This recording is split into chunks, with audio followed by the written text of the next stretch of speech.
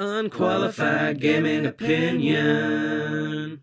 When I was a teenager, my friend and I sat down to watch Indie Game the Movie. If you're watching this video, you've probably heard of it or even seen it. It's this short, calm documentary about 3 indie game teams in the 2000s recalling their experiences working on their titles, some finished and some still in development at the time. It shows the highs and lows of indie game development, about where inspiration can come from and how a player base can be both motivating yet devastating on your mental health and even your relationships. Yet, when the film finished, I pointed at the screen and said, "That's it. That's what I want to do." And the main thing that I've learned in the years since is that you should read postmortems.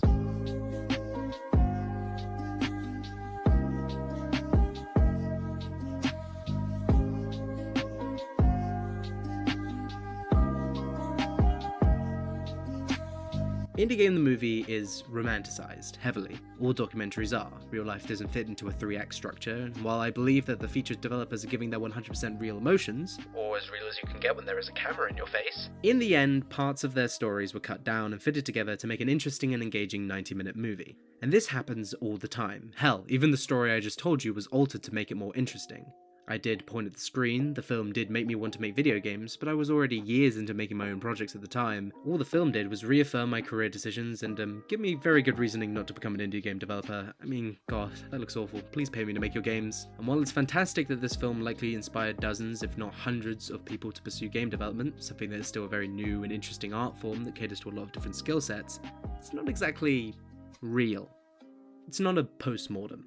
So for those of you that haven't been dragged into the monoculture of your peers, a postmortem is a document that you make once your game is finished and released, usually a public one if you're an indie developer. You recount the development process, you talk about what went right, but mostly what went wrong. For most indie developers, it's the closest they get to a behind-the-scenes section of their game, allowing other developers to learn more about their process. And, more often than not, the postmortems you see online are about failed games. They act as cautionary tales. Don't make the same mistakes that I did. So others will learn from your shortcomings. But so many developers, especially people breaking into the industry, have never read one. They either don't know about these freely available public resources, or they don't care.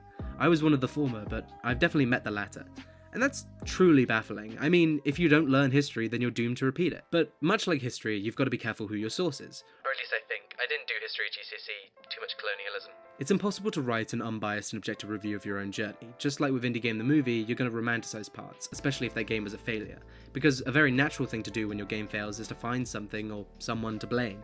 I've read a lot of confused, rambling postmortems where people blame the engine, the store, their partners, their publishers, and most common of all, their players. People who do this aren't always exaggerating. There are only so many metrics you can measure your success by, and they don't give you enough data to come to those conclusions. And sometimes there really is no one to blame for the failure of your game. It's an oversaturated market. Whether or not your game finds its player base is completely dumb luck. And the same is true for success stories as well. Bo Burnham once likened celebrities telling people to follow their dreams to getting advice from someone who had won the lottery. It's almost always down to luck, though money can always tip the odds in your favor. But what postmortems do is tell a side of the story, even if it is just one side. It teaches you what to look out for, or prepare for, even if it isn't necessarily a problem. They also teach you what might help make your game just a little bit better, and just a little bit more likely to become a success, either financially, critically, or just making sure the right people are playing it.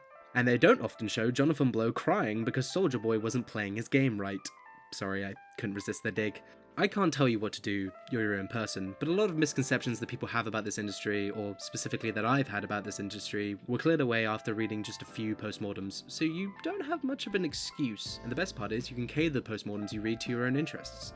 Want to make a game in a specific genre, or with a specific art style? Read postmortems of games that exist within that space. Or, better yet, if you're a POC or an LGBTQ person, there are postmortems out there written by people like you, sharing their experiences within the game industry. Just take everything you find with a grain of salt.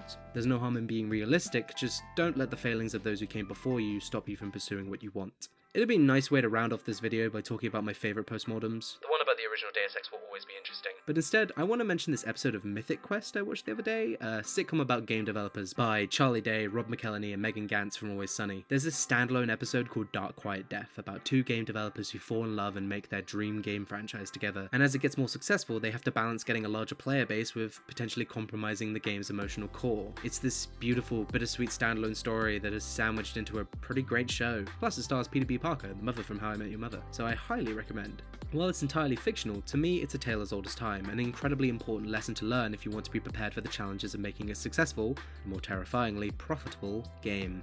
Like and subscribe, thanks for stopping by, and I can't wait to make a postmortem about my own failed game.